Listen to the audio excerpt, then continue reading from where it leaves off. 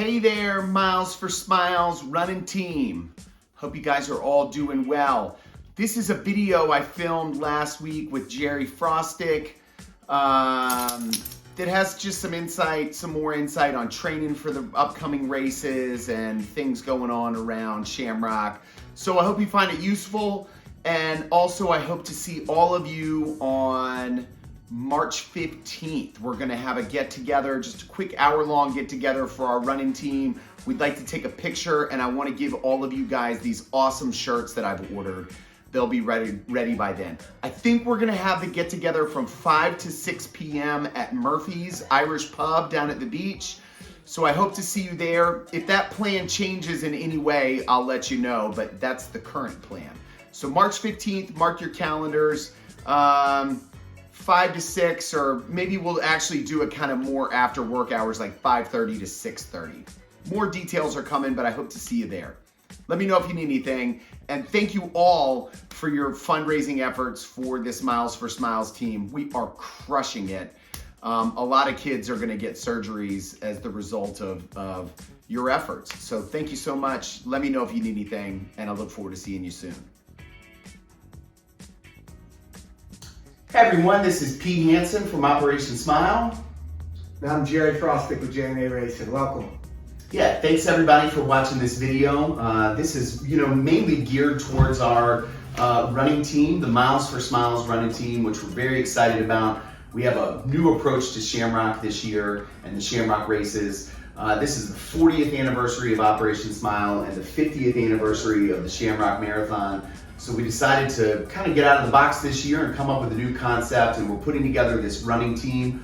We're hoping to get 40 runners. We have 29 right now, but we're challenging all of our runners through their training and preparation for the Shamrock races, whether it be the final mile, the 8K, the half marathon, or the full marathon, to consider engaging in some fundraising to support Operation Smile this year. Yeah, I mean, it's a great partnership.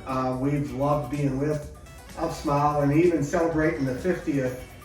With the last 2 years, what we've all gone through, it's good to have something positive, not just for ourselves, but I think we all felt through this pandemic, after we got through the feeling sorry for ourselves bit, it's important to really do as much as you can for the community and giving back to others and being kind to others. I think everybody kind of got fed up with all the negativity. So I think that this weekend really is just about being positive and giving back. And what a great partner to give back to than another local, the Op Smile. Well, and just kind of expand on that. It's an exciting time for Operation Smile with our 40th anniversary. They just announced that the 10-year plan, so leading us from the 40th anniversary to the 50th anniversary, they've committed to reaching 1 million patients over the next 10 years to provide comprehensive care.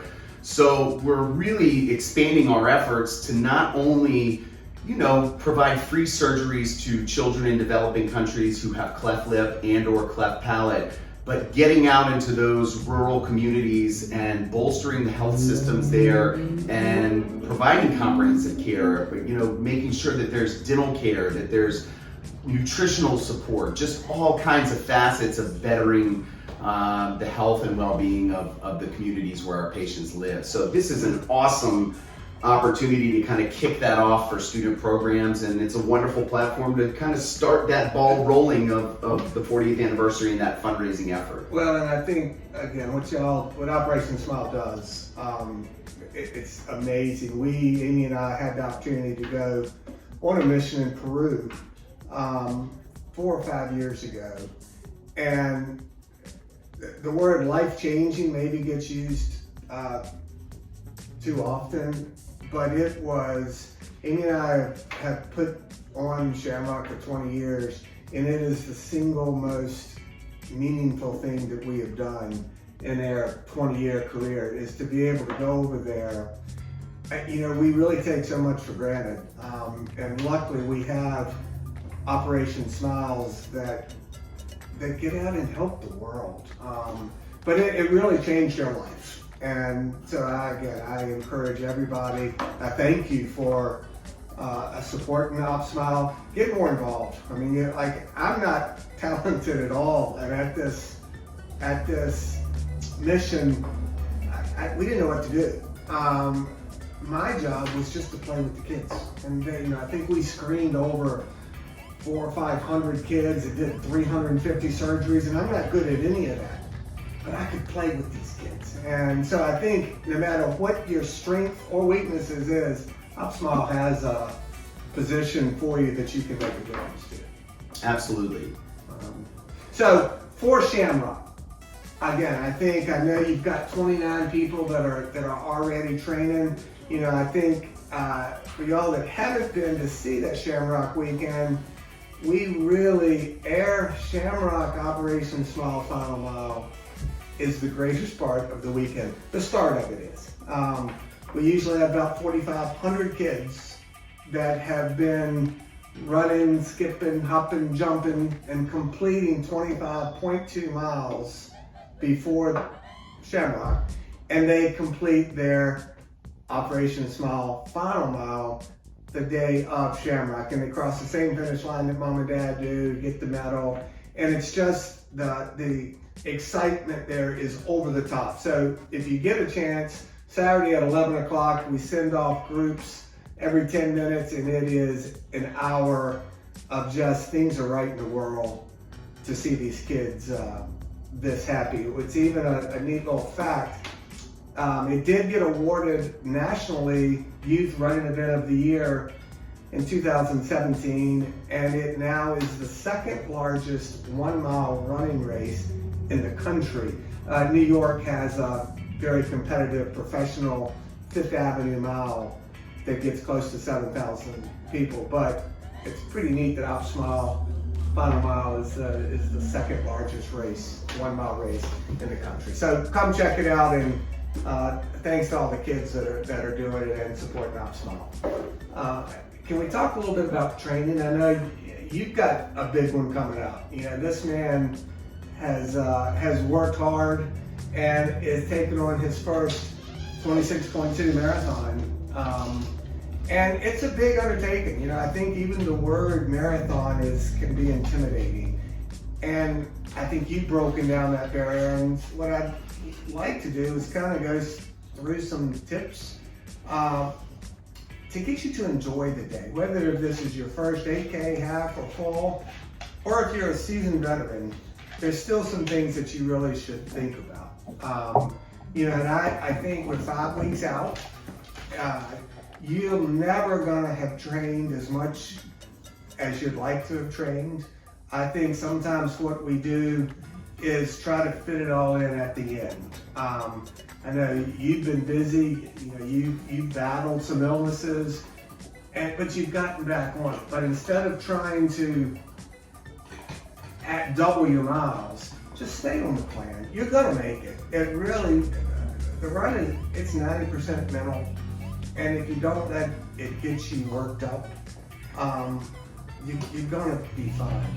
So with 5 weeks left, even if you're behind, don't change your training. I think your last longer run should be 2 weeks before. Your body needs time to, whether it's the half or the full, you need time to come down and let your body recover. I'm a big believer in training on the course. That's one of the beauties of being local here, is get out there and battle the wind. All the races, 8K, half, and full, run north first and come south. So we usually this time of year have a north wind. You need to get outside and battle the wind. But then turn around and feel it pushing you home, which is what it does at Shamrock. I think one thing in the Hampton Roads area, it can be 65 degrees one day and 25 degrees the next day. You really need to be thinking about what you're gonna wear.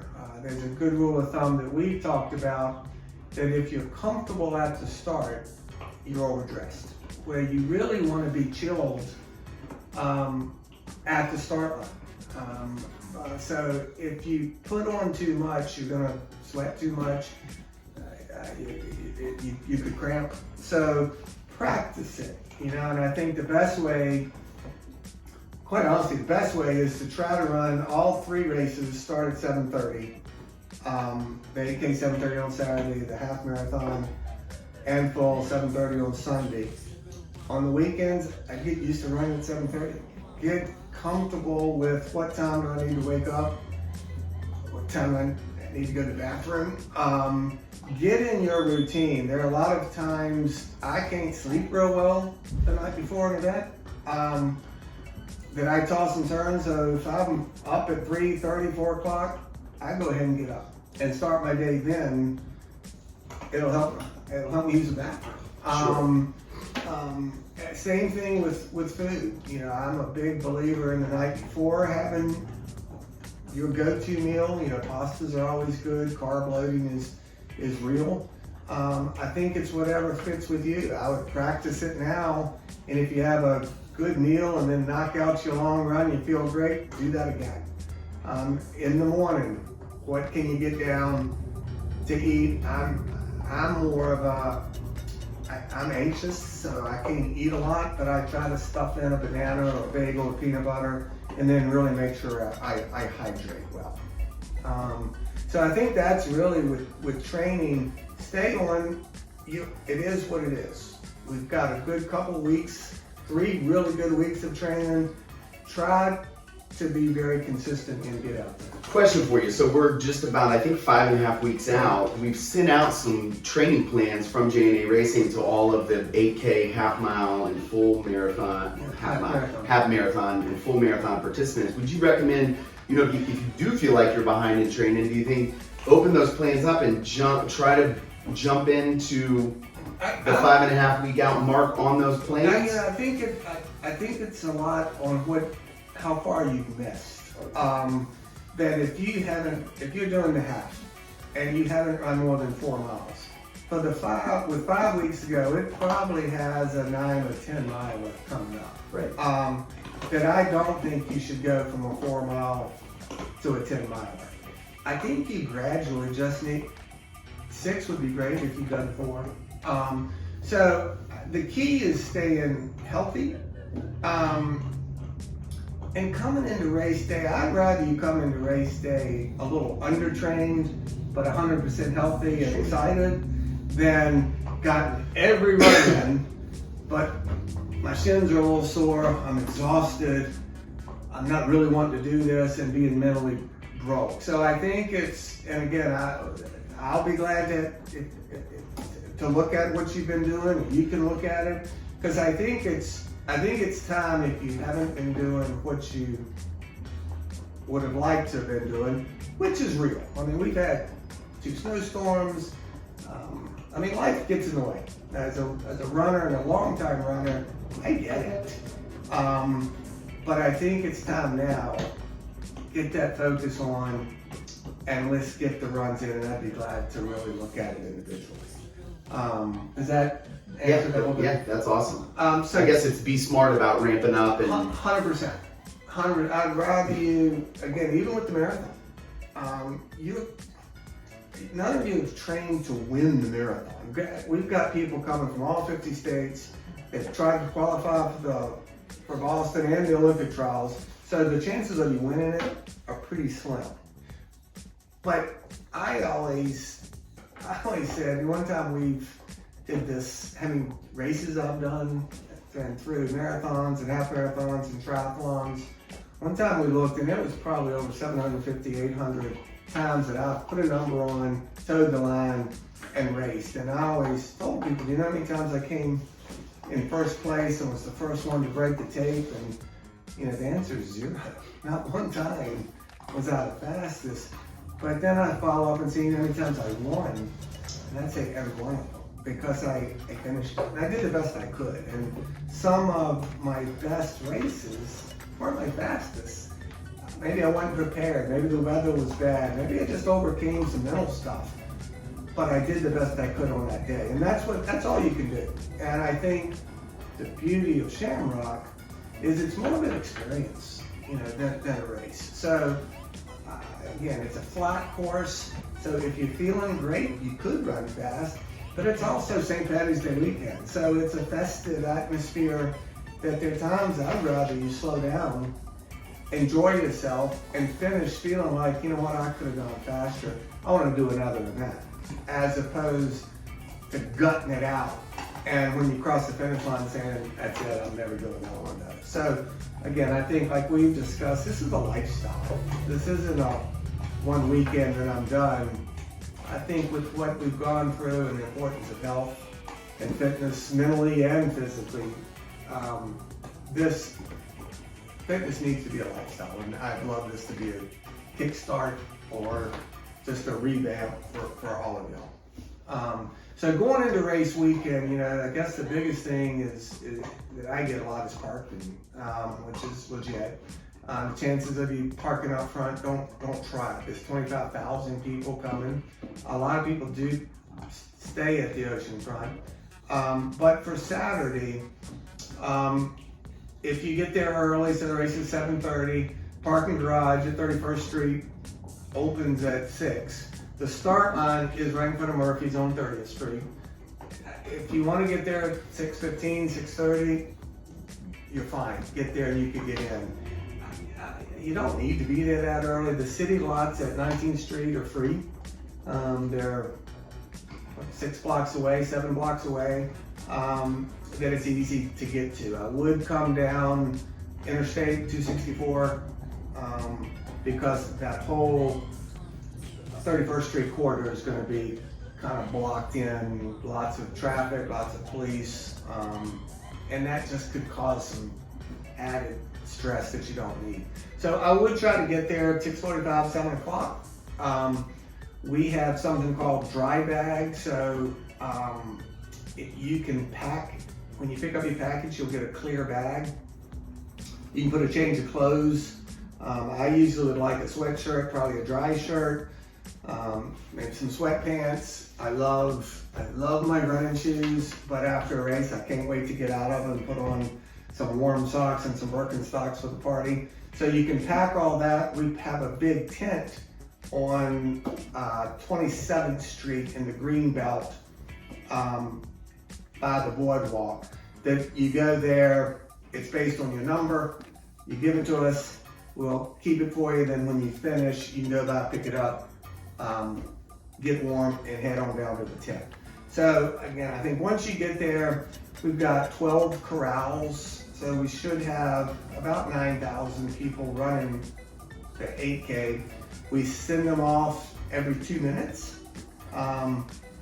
Again, have fun with it. You run south first, you get over on Atlantic, hit the boardwalk, run up the boardwalk, 27th, get off, head up Atlantic to 37th, get on the boardwalk, and run to King Neptune for the finish.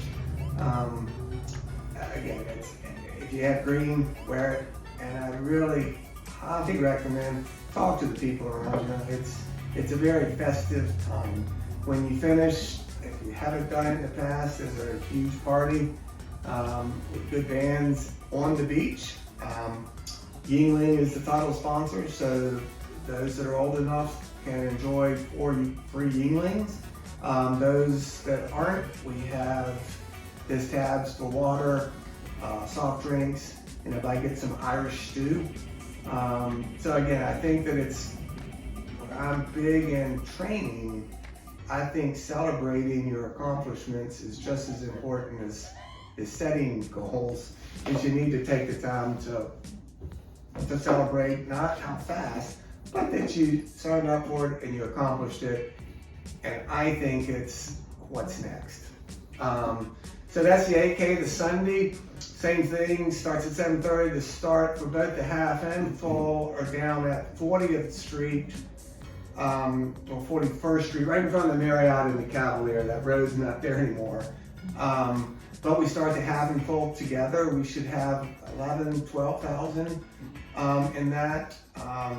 10 corrals over 4 lanes, 2 minutes apart. We got some surprises for you at the start. Head up north, up Atlantic Avenue, all 4 lanes. The north end really comes out and cheers. Upshore Drive into the west gate of 4th Story, which we're very fortunate to be able to use to run through the base. You know, I think everybody here, especially in Hampton Roads, we're very proud of the military, and it's nice to be able to run through their bases. They're very nice to allow us to run through there. Through there, you do run past the iconic lighthouses, which is always a cool feeling. And for the half marathoners, it's about mile 9, and sometimes that's a good little push to, all right, let me push this thing on home. Come back out, head down Atlantic. Everybody turns on 40th Street, and then at 37th Street, the half marathoners will veer off onto the boardwalk for their finish, and the marathoners continue south. They get on the boardwalk, cross Rudy Bridge, the big Rudy Bridge. We call it that flocking bridge, and you'll see why for y'all that are doing the marathon.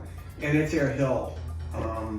I tease other people that travel here because we do bridge repeats over that. It's 48 feet in elevation, which my daughter lives in Jackson Hole, another lives out in Colorado by the Rockies. And when you go there, they hike at an elevation of 10,000 feet. At Shamrock, you have a 48-foot climb. But as flatlanders, it hurts coming back over. So we go across the bridge, head down, close to Prosperity, turn around, come back through Camp Pendleton. As you're exiting Camp Pendleton, another one of their partners is SPCA. We're dog lovers. Anybody that's been to our office can see that. And this will be mile 22. SPCA is bringing out some puppies for you to stop and get a little puppy love to help you finish the rest of your way. Come back over the bridge, that flocking bridge, get on the boardwalk, head back 24th, 37th, and then the same finish. Again, it's a great course. The communities, it really is, it's been called a world-class race with a hometown feel. And I think you'll feel it. Virginia Beach community comes out. And again, you feel like you're an Olympian, and you should feel like that. So again, I think the biggest kind of tip or advice I could give is with what we've gone through the last couple of years, reward yourself, enjoy it, slow down, and feel really good about what you've done. I think for those that are supporting Op Smile, it helps running for something bigger than yourself, because there are times in any run you're going to question, why am I doing this and I can't do this. And if any of y'all have really looked at some of what Op Smile does, it's easy in these times where you're having some self-pity to look at what a difference you can make and realize that the little problems that we have, maybe I'm a little tired, well, that's really not that big a deal, and I need to stop complaining, because these little kids and adults have suffered, and luckily Op Smile was there to make their lives easier. So I think when things are tough, think about why you're doing it, and it'll help you get through those tough times, and it'll actually make that finish line that much more meaningful, because it wasn't just for yourself that you did it. You did it for everybody. So again, I would be glad to answer any questions you have. Pete, I can't wait to see you cross the finish line. I'm so proud of you as a marathoner, but I can tell you as a good friend, the work you do with the kids at Op Smile and teaching them the importance of helping others, that's what's going to make this country continue to be as great as it is. So I thank you for this. And I thank you for all you do for the community. Well, thanks, man. I appreciate it. Without your encouragement over the years, I don't think I would be doing this. I mean, truly, you played a role in changing my life and driving me towards embracing fitness and running. And I'm so excited to run this race, and I can't wait. And I'm sure you can all tell that are watching this, one of the most special things about J&A Racing is it's truly, I think, the biggest priority of this company is to make sure that everybody running these races feels special, has fun, they go the extra distance just to make these races special and to make sure everybody has a wonderful time. So I'm excited for all of us. Everybody who's on the Miles for Smiles racing team that's watching this, I'm going to order our shirts this week, so I'm going to be in touch with you on how to get your official Miles for Smiles racing shirt. Again, if you have any questions for Jerry about your training or anything, please feel free to filter those through me. I'll make sure they get to Jerry, and we'll get those answered for you.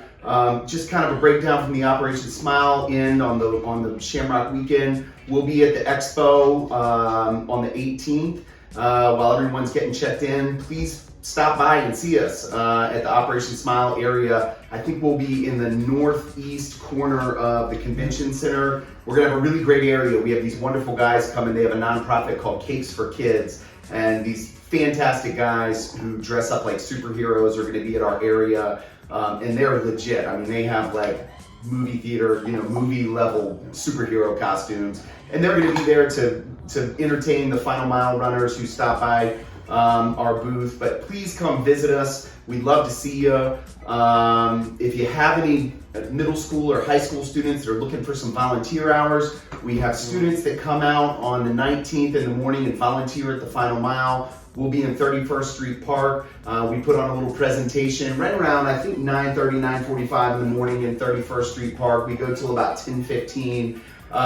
But then when the runners all break to go into their corrals to start the race, which starts at 11, all of our volunteers go down onto the boardwalk, and we line the boardwalk and we cheer for the runners as they cross the finish line. So again, we'd love to have students come out and volunteer for that.